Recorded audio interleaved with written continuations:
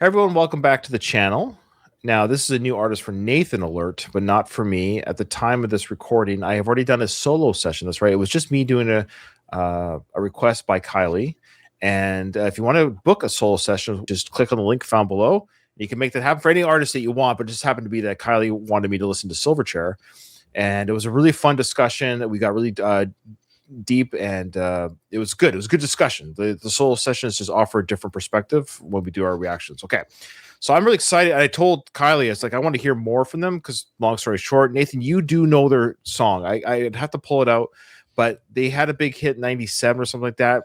They're from Australia, and they were like teenagers when they came out with their first album. It had a frog on the front cover. I don't know if that's ringing any bells. No. If we played a snippet 97 is a little late for me. Was it, or it might have been 94 or 5. I don't know. It might have been earlier. Like, okay. Like they're not much younger than us. We're about the same age, but they were like teenagers when they came, like young teens with their first album. And I mentioned to Kylie that at the time I didn't get into their music because it was a bit of like, they're my age playing, rock and roll or hard rock, or kind of like, it's almost like jealousy. Like, I don't want to listen to them, but now they're full-grown adults, and so are we. I'm much softer about how I view music. I'm looking through teenage guys, right? Not my old man eyes. Anyways, so it was a really incredible performance that I did, and so this one I don't know, but I want to give a trigger warning to anyone watching at this point. If you're watching for the first time, you don't know the song. It's called Anna's Song.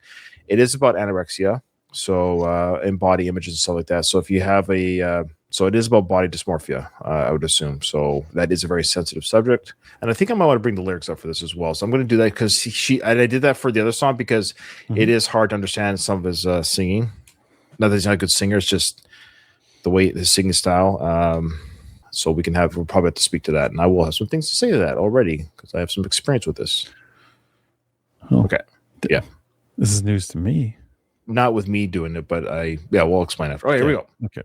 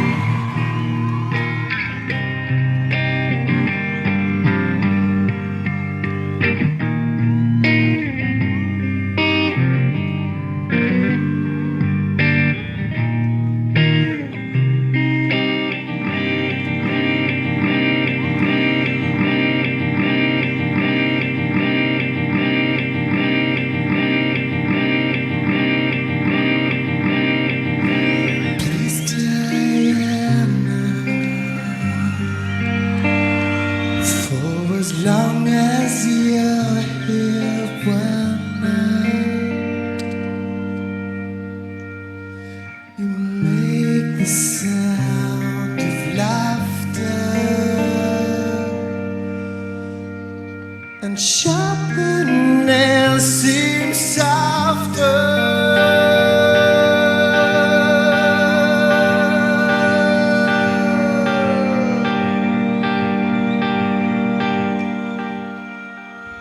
And I need you now somehow. And I need you now somehow.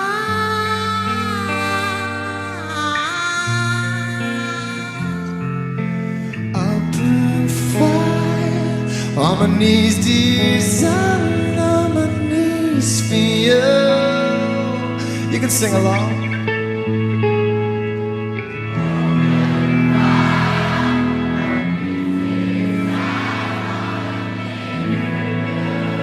So beautiful.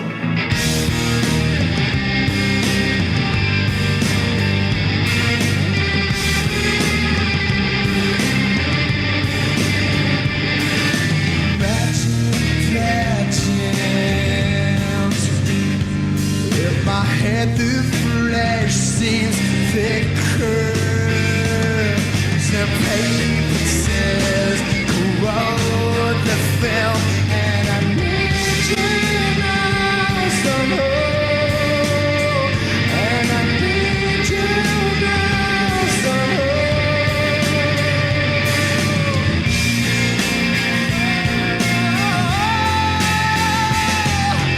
Open fire. On my knees, desire.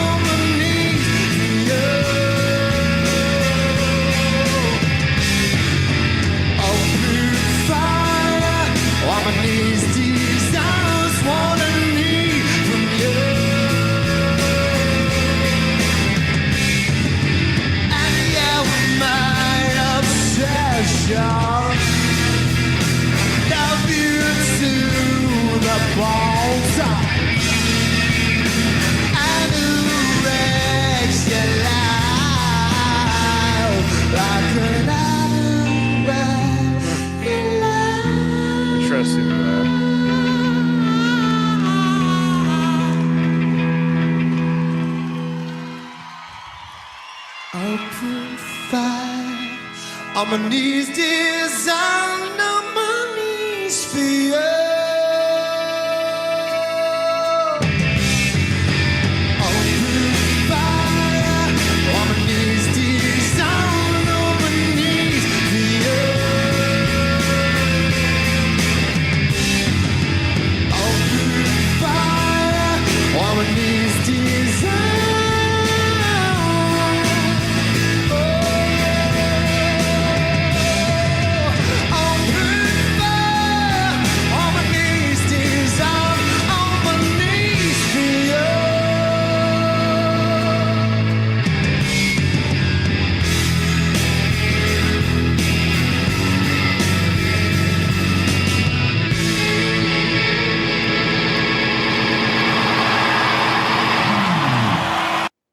Okay.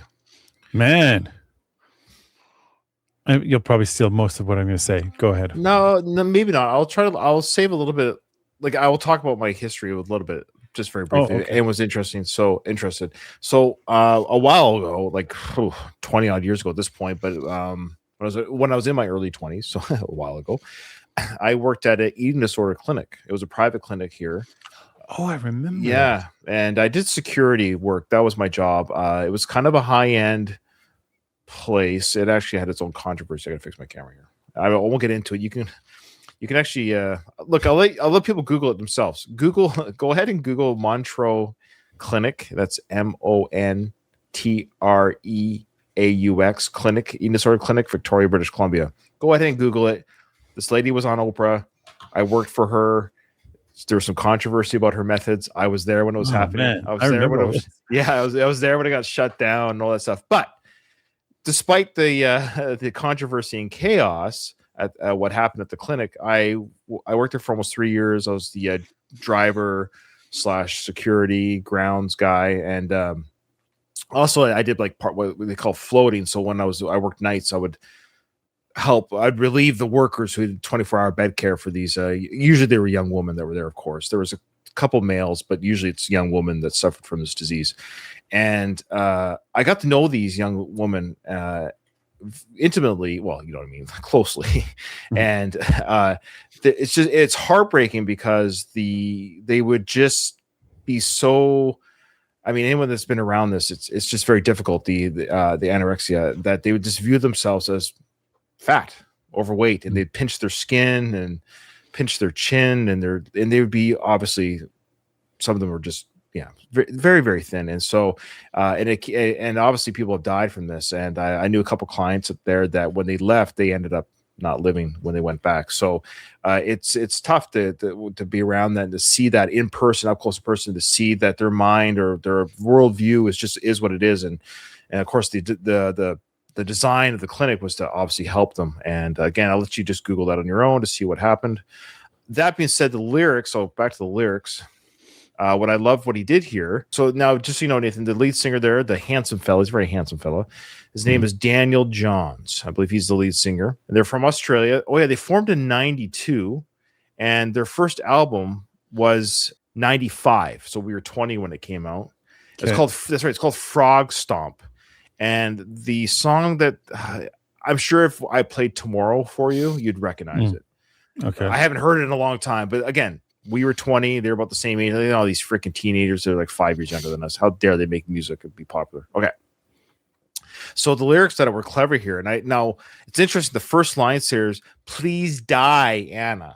Now, Princess Diana at the time was suffering from anorexia.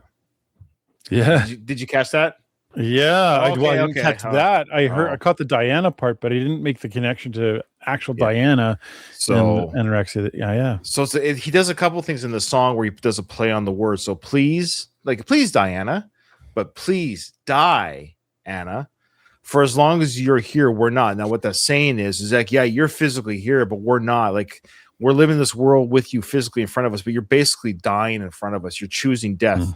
A little bit over us. So, your life is a slow death. Quite frankly, you make the sound of laughter, and sharpened nails seem softer.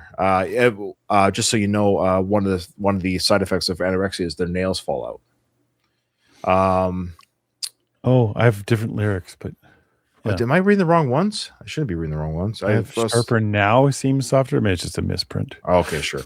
And then the other one that he did the combination of, it means the same thing. So at the end here, he goes, and you're my obsession. So that's the idea of being thin, right? So this is probably like, you're my obsession. And lastly, I love you to the bones. Goes without saying, right? And Anna wrecks your life. So, and Anna, the person Anna, wrecks your life, like anorexia life. And that was such a clever anyways, so terrible mental health disease that affects the body. Incredible song, beautiful performance, incredible live vocal. Nathan. Yeah, you didn't cover any of the things I was going to cover. So okay, good. Like, I mean, yes, all the anorexic side of it. This is a common theme, not theme, but like topic for this genre, which is grunge. This is Australian grunge, like through and through, right? This is, you can hear a variety of grunge sounds there, specifically Nirvana, which I think was very, very influential on a lot of artists.